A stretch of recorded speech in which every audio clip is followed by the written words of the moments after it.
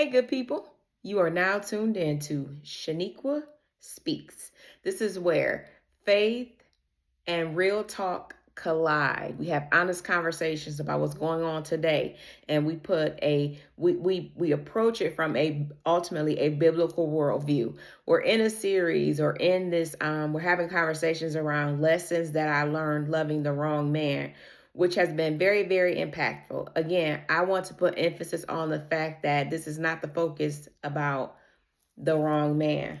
We're not dogging men around here. That's not what we do. We build men up. We don't tear them down, right? So this is more so about an introspective look and everything I gained and learned about myself entering into relationships in the wrong time, in the wrong mindset, or not having the right tools to be in relationships. So just to recap, the first thing I learned in loving the wrong man is that you should never approach or get into a relationship from a place of brokenness.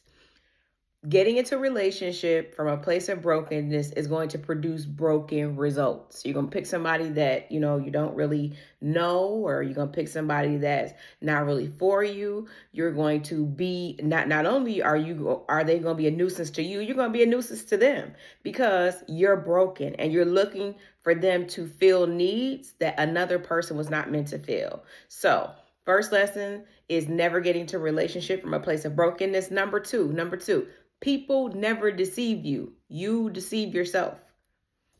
People never deceive you. You deceive yourself. You deceive yourself because oftentimes you don't listen to that inner voice. You don't listen to your knower. You ignore, or I ignored behaviors. I ignored actions. I ignored what I saw that was right in front of me for whatever reason, right? But it wasn't that the person ever deceived me. It was that I deceived myself by not listening to my inner self, by not obeying and honoring myself. So I wasn't deceived. I deceived myself. And then another lesson that I learned, the third lesson, which is the third video, loving another person in the way that I did, it humbled me. It humbled me in the following ways. I didn't know that I would do a lot of the things I did until I loved somebody in the way that I loved them. Until like I said before, until I was sitting outside and, in front of their house, or until I was in the car with their girlfriend and she driving me to her house to meet up with him because he didn't moved in, or until I'm thinking about something. I'm literally thinking about hurting you, right? Because you have hurt me. I didn't know those things about myself. So it humbled me and helped me to, number one, not be judgmental, not be Judge Judy.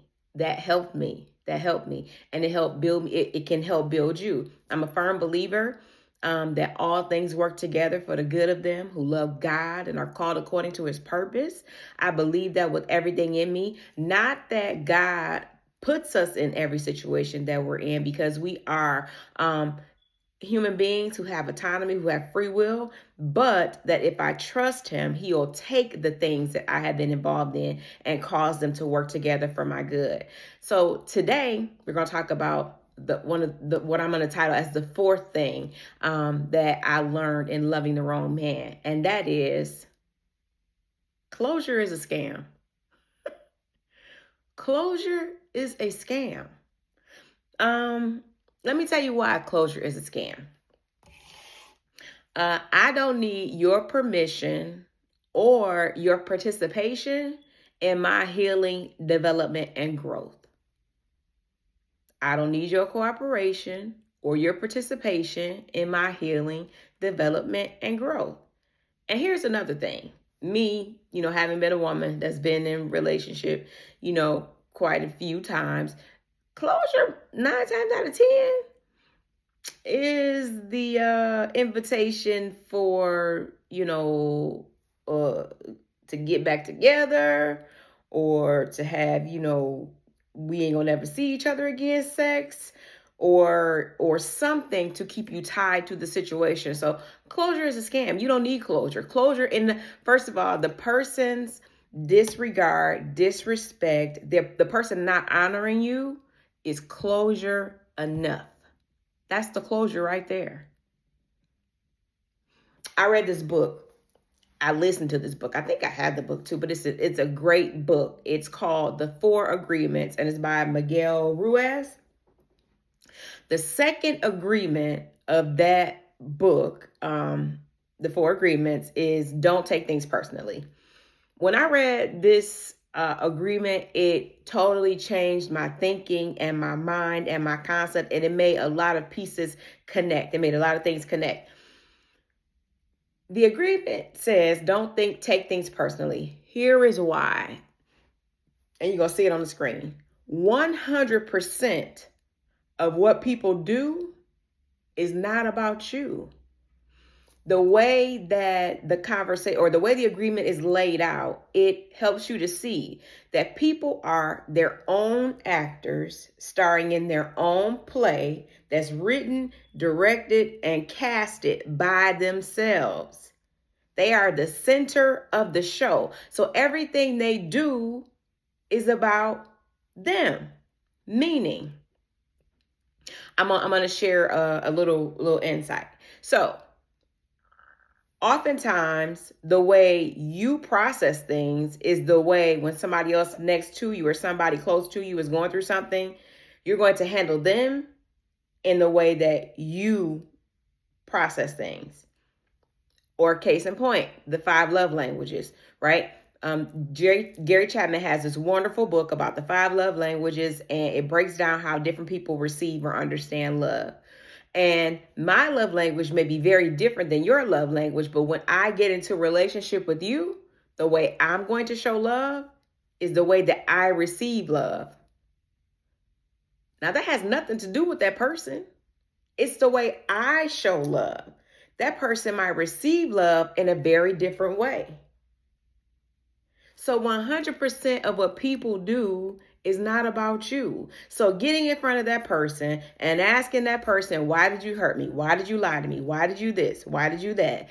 And expecting answers and like honest answers and even expecting these answers to be something that is going to create closure for you. It's not logical. And here's another thing. Even understanding what this person's logic and mentality is, you have to come outside of yourself to even do that. I'm not saying that there are not things that you can agree or identify or see, or, you can look at somebody, how somebody was raised and understand, okay, this is why that person does this. But getting too much into people's logic is not necessarily a good thing. It's not necessarily a good thing. Also, closure tends to keep you tied to a person. Again, so y'all meet, I want closure, let's talk about it. You have the conversation with the person. They explain to you why they did what you did. Well, guess what? That prompts more questions. And so now your mind is going even more. And so now you need to have a follow-up conversation to the closure conversation that you had, right? Do you ever notice, or have you ever noticed when you were going through something, or maybe you're in something now, and you're processing it, you're working through it, you're doing what you got to do, and you get to a good place in your mind and in your heart, and that person call you, and baby, that phone ring, you be like about to get a finger. The devil is a lie. Because when you get into a relationship with people, it emotionally ties you to them. Closure reinforces, or seeking closure reinforces and make that person that hurt you responsible for healing you, when you don't need their participation or cooperation in you healing, developing, and growing. That's the best news I ever learned. That's the best thing I ever learned. It's a blessing. We have so much power, and I mean just as individuals, we have so much power. There is so much freedom. Let me tell you a secret. I think about so much, and I think about the racial climate, and I think about racism, and I think about like all these things that are in the world, all this propaganda that's being pushed. And I was just thinking how nobody ever has to put a noose around your neck if they have a noose around your mind. Ultimately, you do the work for them. So a few years ago, in order to get closure for myself, not for one relationship, but for all, because I purposed in my heart and I told God, I said, okay, God, I'm serious. I'm gonna put myself out there. Okay, I do want to be married. So I think I desired to be married, when I was a little girl. But life happened. I had 3 children. I had hurt, pain, found Jesus. Jesus was my comfort. So I got to a place, and I'm a single child, but I got to a place where I was like satisfied. And me and God, we were so locked in. It was like, yeah, I don't even know if I want anybody to come in here and interrupt what we got going on here. Like, I gotta think about if I want to do that. So I wasn't dating seriously. I practiced abstinence for over 10 years. I mean, I didn't even give people my phone number. And there were a lot of things behind that. I don't want to make it seem like I'm superwoman and, was just able to do that. But that was a part of my process. But a couple years ago, I had a conversation with God, and I just told him, like, okay, God, I realize that you are calling me, and I feel like I desire to be married. So I want to be intentional about acting and doing what I need to do to get myself in a place where I can be a benefit and not a burden to the man that you bring in my life. So what I did was, number one, I started taking in information via scripture, via books, whatever, to take in information to condition my mind. I started, as a matter of fact, exposing myself to teaching from marriage ministries. I started literally listening to marriage ministries even before I got married. 2 years ago, I read a book, and in the book, there were some affirmations. Now, the affirmations I took and I altered for myself. I took and I made these affirmations for myself. I did that as a sequence. Every day I would do these affirmations, and they were just things to build me up, things to make me think differently, to open up my mouth, to use my words, to frame the world that I wanted to see and that I wanted to live in. So I did that at the beginning of, I think it was 2024. I was doing some digging, and God revealed some things to me about my relationship with my father, and some things I needed to do to reconcile that relationship. So my father has been dead over 10 years now. But I never had a chance to have a conversation with him to say, like, how his absence impacted me. Wouldn't have been a negative conversation, but just this is how this impacted me. So you want to know what I did? I wrote a letter to him. So I have his ashes here in my house. So I set up like this table where I sat his ashes down. I sat the letter down. I sat in front of the table. I prayed to God. This is what God put on my heart to do for like closure. I read the letter in front with the ashes in front of me, and I let my father know how I felt and how his absence impacted me and how it affected me. I did that.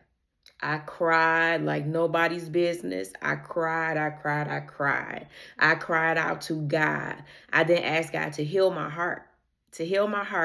And I don't want to see this show up in my life in the way that it's showing up in my life, because I'm serious, and I realize that for me, while, I enjoy the natural things in marriage, I realize that marriage for me is going to be a ministry, because I'm a person who naturally,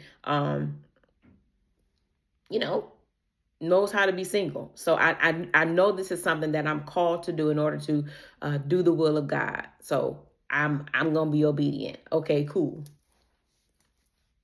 Sat down, wrote the letter out, read the letter out, cried, reconciled how I was feeling, and then I began to write out affirmations that counteracted or went against what I saw popping up in my life in relationship. So what I believe I experienced was closure from those places and those parts of me. Number one, that I hadn't really had to deal with because I hadn't been in a relationship in a very long time. And it was just some things that me and God had to work out and reconcile and walk through together. So I got closure in many areas without anybody's participation and without anybody's cooperation. And guess what? I have nothing in my heart for anybody that I encountered that did not handle me in the way that I thought they should have handled me. Nothing in my heart. I love everybody. There's no smoke, ain't no smoke. We good. I can see whoever today and greet them with love.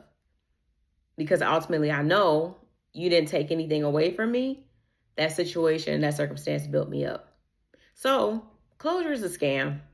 You don't need anybody's participation or cooperation in your healing, in your development, and you moving on. Go, grow without asking anybody. Because if God is with you, who can be against you? I just wanted to share that. That's one of the lessons that I learned. Loving the Raw Man. I want you to follow me on all of my social media platforms.